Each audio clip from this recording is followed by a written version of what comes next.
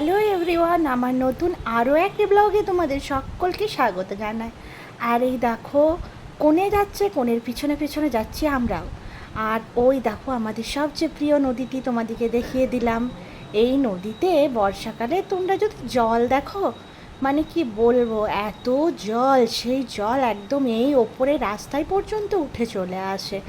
আর নদীটির অপরূপ রূপ এত সুন্দর দেখতে লাগে যে তোমাদেরকে না দেখলে তো দেখালে তোমরা অবশ্য বুঝতেই পারবে না।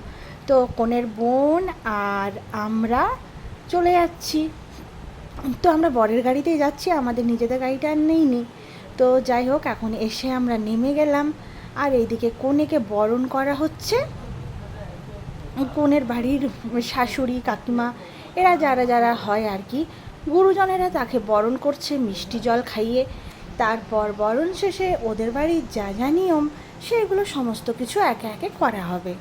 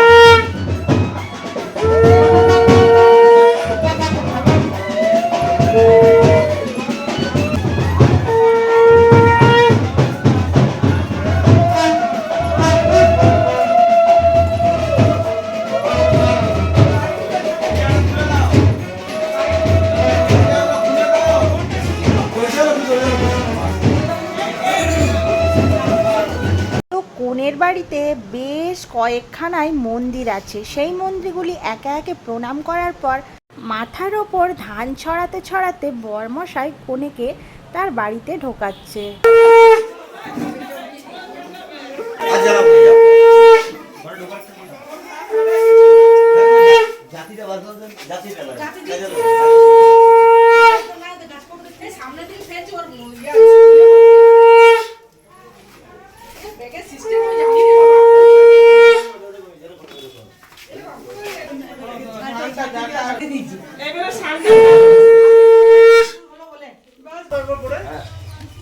তুমি আগের জন্য যে পায়রা ছিল সেটা দেখি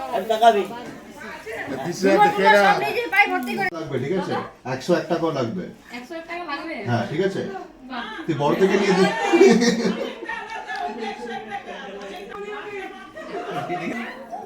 এই 2001 হবে। এটা শিবু বলছে কি 2001? Sure proof? এটা 101 টাকা ঢুকিয়ে দেওয়া হচ্ছে, হ্যাঁ না? আচ্ছা।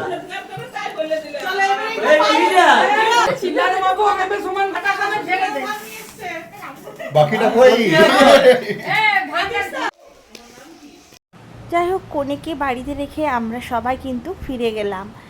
তারপর এটা হলো তার পরের দিনের ভিডিও। সকালবেলাটা বেশ ফাঁকা ফাঁকা ছিল, ওই জন্য আমাদের প্রিয় মন্দিরে আর বসতে আবারও চলে গেলাম একটু আড্ডা দিতে। এইখানে ছোটোবেলায় আমাদের পুরো এই যে গাছটা দেখছো, এটা বোল গাছ। এই গাছের চারিপাশে এত এত বন্ধু বান্ধব থাকতো বসে, আর আমরা আড্ডা দিতাম একসাথে সকলে মিলে। তো সেই দিনের মামাবাড়ি এলে সেই দিনের আনন্দগুলো তো কখনো ভোলার মতো নয়।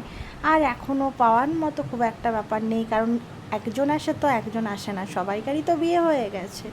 তো এই হচ্ছে সেই সুন্দর মন্দির, আর মন্দিরটা এত সুন্দরভাবে সাজানো, তোমরা যদি কেউ মানে কখনো যাও তো কখনো মানে দেখে আর চোখ ফেরাতেই পারবে না, এত সুন্দর।